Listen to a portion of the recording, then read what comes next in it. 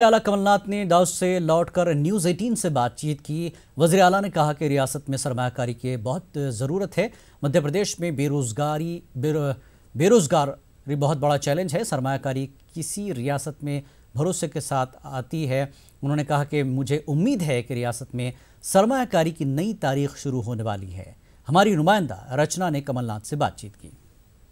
हमारे साथ बात करने के लिए मौजूद है मध्य प्रदेश के मुख्यमंत्री कमलनाथ। सर, davos में आप आए हैं मीट करके, निवेशकों का क्या रुख रहा और मध्य प्रदेश के विकास के लिए क्या कुछ देख रहे हैं? मध्य प्रदेश में निवेश की बहुत बड़ी आवश्यकता है, क्योंकि बेरोजगारी हमारी सबसे बड़ी चुनौती है जी। और davos में मैं तो पिछले 16 साल से वहाँ जाता हूँ, बहुतों से संपर्क है।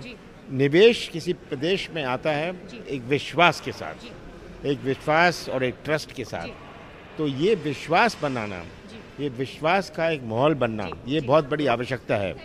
तो मैंने बहुतों से बात करी है और मुझे पूरा विश्वास है कि मध्य प्रदेश में एक नई शुरुआत, एक नया इतिहास निवेश का होने वाला है। सर, बस आखिरी सवाल है कि सूत्रों के हवाले से इस तरीके की खबर आ रही है कि राहुल गांधी छिंदवाड़ा से चुनाव लड़ सकते हैं।